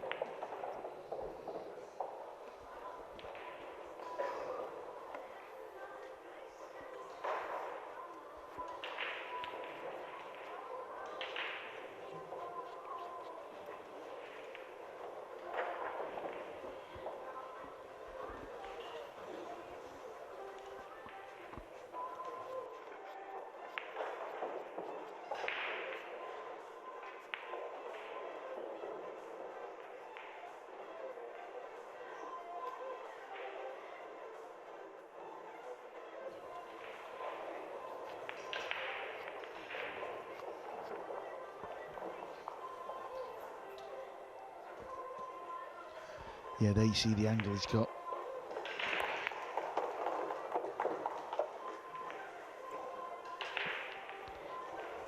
Pretty inventive. That's the shot he played, to go forward off the edge.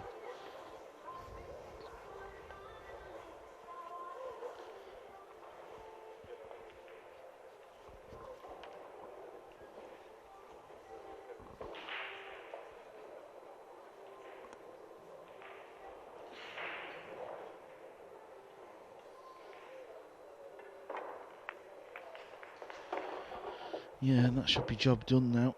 Took care of the previous 2 shots. They were a little tricky, but he's done a nice job there.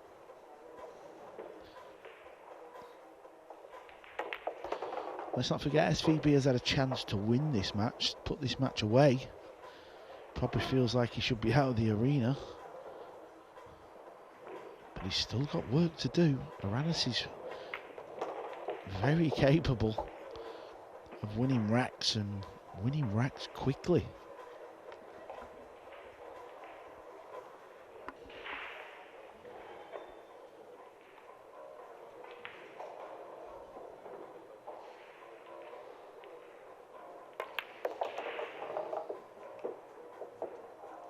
Lots of inside spin to bring the cue ball off 2 cushions into mid-table for an entirely routine 9.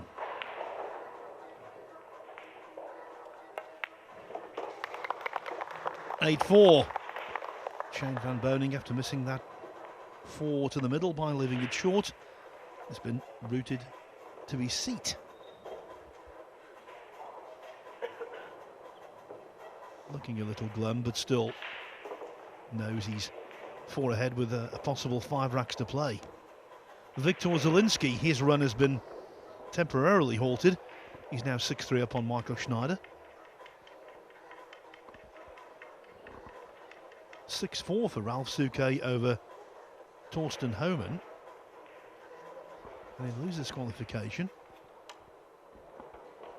Billy Thorpe 4-2 up on Moritz Neuhausen. Same for Jason Shaw over Zhao Griot. And Naoki Oi is through. He's beaten Ko Ping Han 9-0. What scores Gary Wilson? I can see, I'm just stood up looking out into the distance. I can see Kazakis is at the table. Well, if he's potting balls, he's in to win. Because, let me just make absolutely sure here.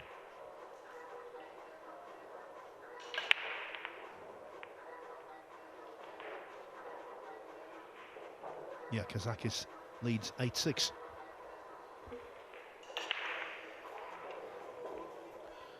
Well, Mr. Aranas can pot the 2-3 ball.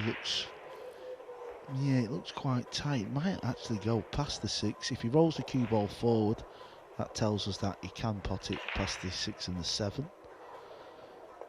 So it does. Oh, he's missed the 2. He's forgot to pot the 2 ball. Didn't see that one coming. He's actually a little bit lucky there that the 2 has come back partially in behind the 5, so the potting angle isn't there. 2 actually wobbled a little as it went towards the 5.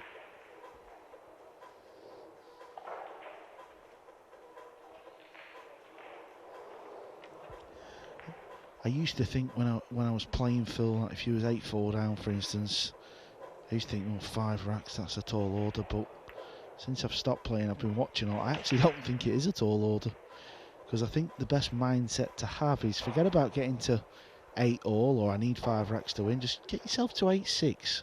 If you can get yourself to 8-6 behind from whatever scoreline you was trailing, you are well involved in a match. 8-6. I'm not saying it's as good as Hill, but it's certainly not far off. When he kicks the 2 ball, the cue ball needs to slow up, else he's going to be hooked behind the 9. Maybe it's just peeped past it enough. I think he can just see an edge. If he can, he might have a go at kicking it in the side pocket.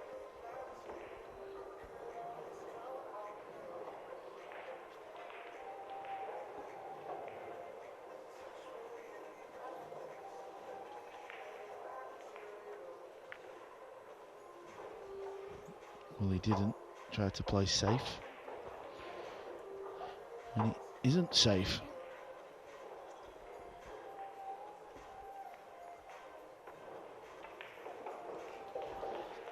The bank shot past the 8. That's what he's come around to have a look at. Boy, that would be tight because of the 8 ball. Ralsuke's at the table on table 2. Just a quick update. He leads his good friend Thorsten Holman 6-4. That's winners' qualification round. So whoever loses that match has still got another match to play to try and get themselves into tonight's draw. 32 undefeated players will play the 32 players that have come through with 1 loss. It's very simple to follow. 2-5-6 start. After today's play, we will know our 64. Then tomorrow, 64 and the round of 32 will be played. And then come Saturday, just the 16 players will remain.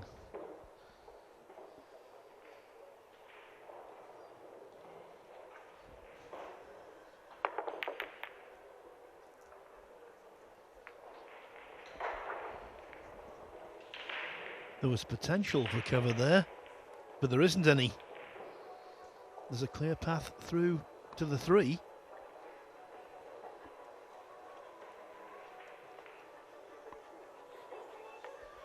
Yeah, can pot this ball.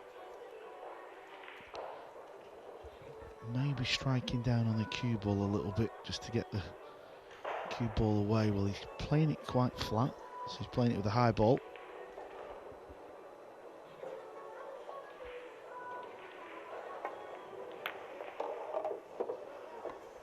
This looks nice. Good shot. Got to tell you this, Mohamed Soufi back to 8-7 down against Tobias Bongers.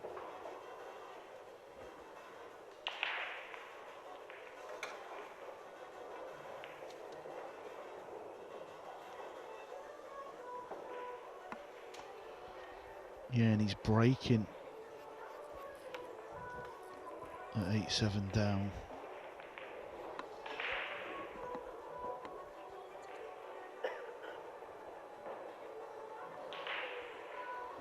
I think he's drawing the cue ball right back here.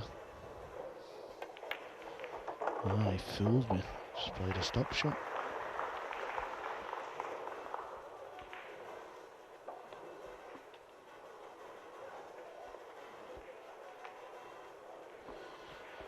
Well, Ralsuke wins another rack, 7-4. He now leads. Aranas has got to be careful with the cue ball here. Don't want to catch that 7. Played to perfection.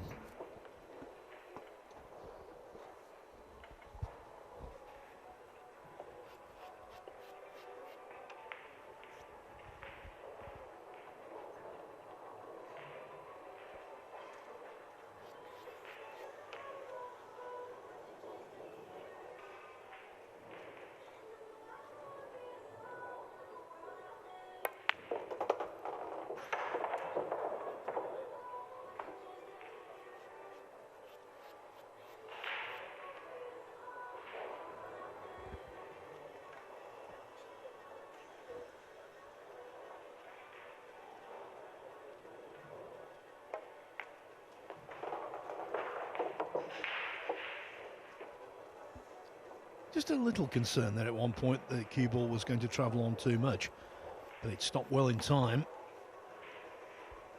Rack 13 looks to be falling to the Filipino.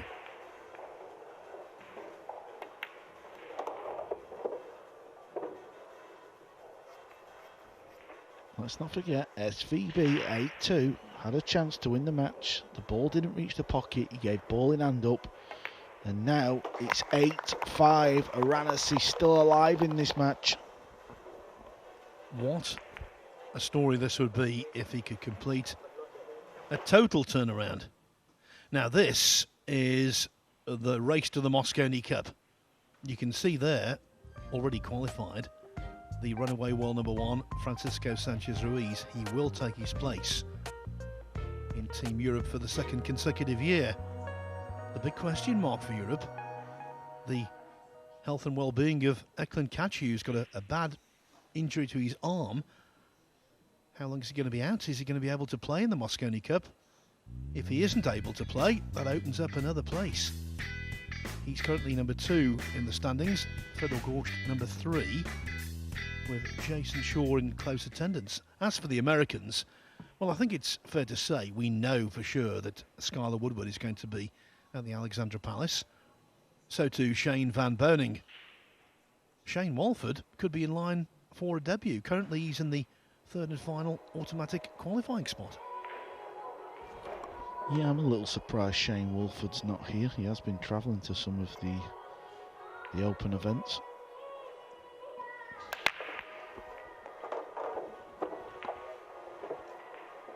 Cue ball needs to keep going. Scooted around the table to see whether there's a gap there, and I think there might well be.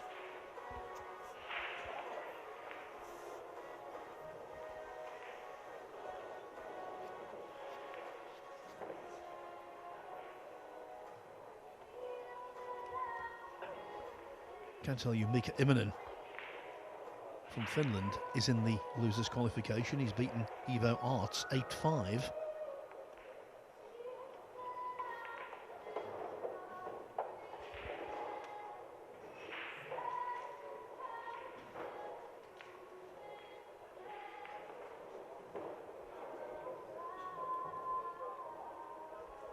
In fact, just one more match to go in losers round 3, then it's all winners or losers qualification.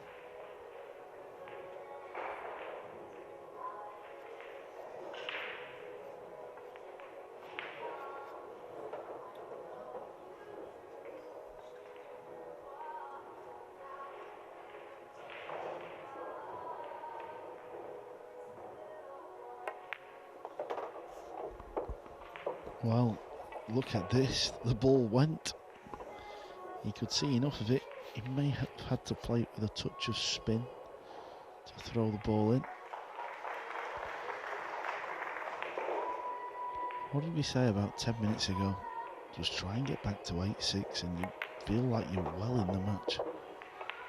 How many times, though, over the course of the 3 days of action here in Fulda, have we seen a player on the threshold of victory and either not getting over the line or struggling to do so, and in the end stumbling across the line?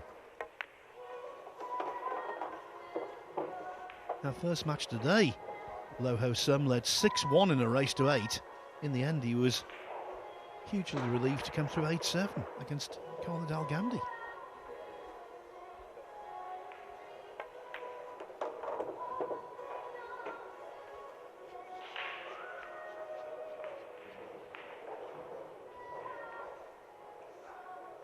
Ralph Suke on the hill against Torsten Homan. It's 8-4.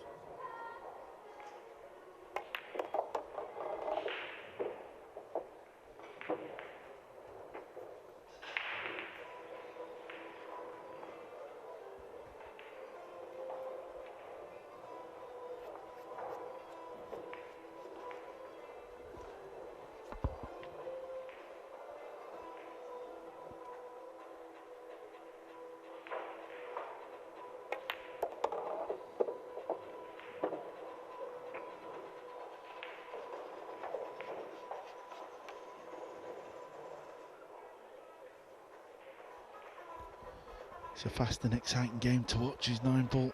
That's the beauty of the game. Things can change in the blink of an eye. This match feels like it's going to go the distance from nowhere. Shane Van Boening left that 4-ball over the middle pocket. It was a bad mistake. He lost that rack, and 2 of the next 3 fell to James Aranas via a break in runouts. That's why very quickly, from 8-2 down, he's back to trailing only 8-6. What a transformation. Still plenty of matches going on here. Tyler Steyer, much earlier on in his winners' qualification match, is 3-1 up on Sanyan Perlovanovic.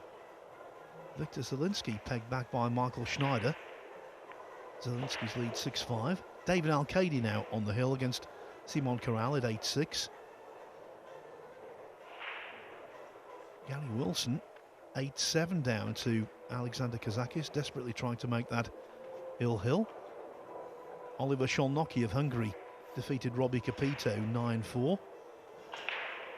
And still waiting for victory, Francisco Sanchez Ruiz on the hill, yes, but 8-6 in front against Emil Andre Gangflow.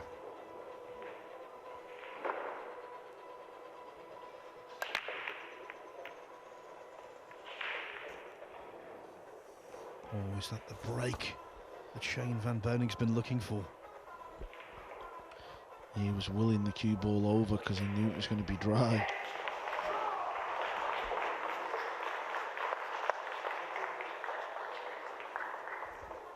I believe that shout was Tobias Bongers. I think he's got the job done. My colleague will confirm in a second. Yeah, it might be a few seconds because there is a delay to the scoring of a few seconds, but there it is. Yes, it's in. Tobias Bongers repels the fight back of Mohamed Soufi to win 9-7. Interesting news coming from table 2. Suke had a glorious chance for the match. He's made a mistake. Holman wins the rack, so that's 8-5. Yes, and you'll recall in your interview with him beforehand, he was saying about how he blew a chance against Jason Shaw in the semi-finals of the Scottish Open earlier in the season.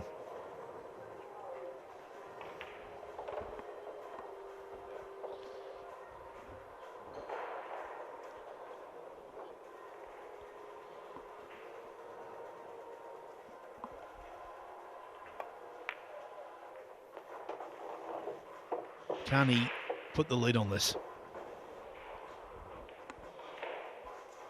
David Al-Kadi has. He's into single elimination tomorrow, beating Simon Corral 9-6.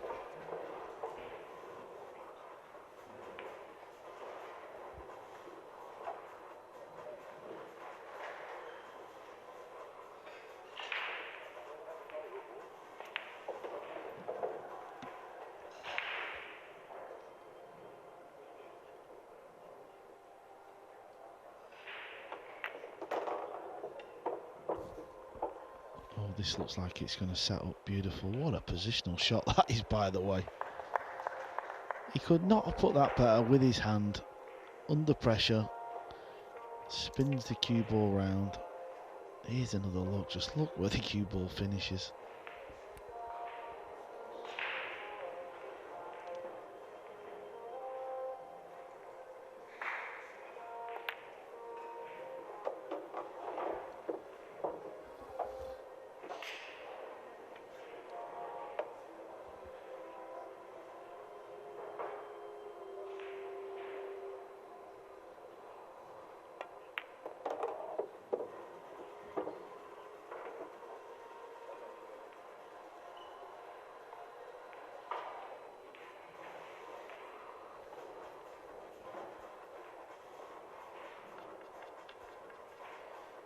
4 pots away from being in the draw for the last 64 tomorrow. Shane Van Boening, a name that all of the rest of them will want to avoid.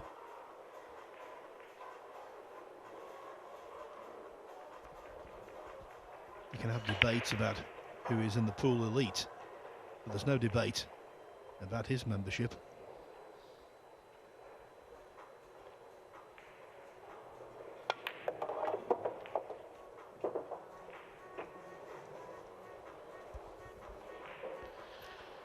Well, I think it's fair to say victory should have come a little earlier than this, but for SVB and SVB fans, it's just the result what matters.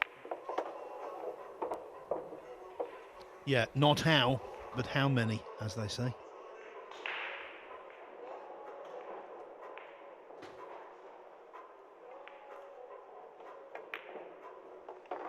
Delayed, yes. Defeated, no. Shane Van Boening finds his way into the last 64 of a tournament where last year he took part in the final. It was a little tougher than expected, certainly having built an 8-2 lead. But Shane Van Boening, when he got the chance, took it with both hands. He defeats James Aranas by 9 racks to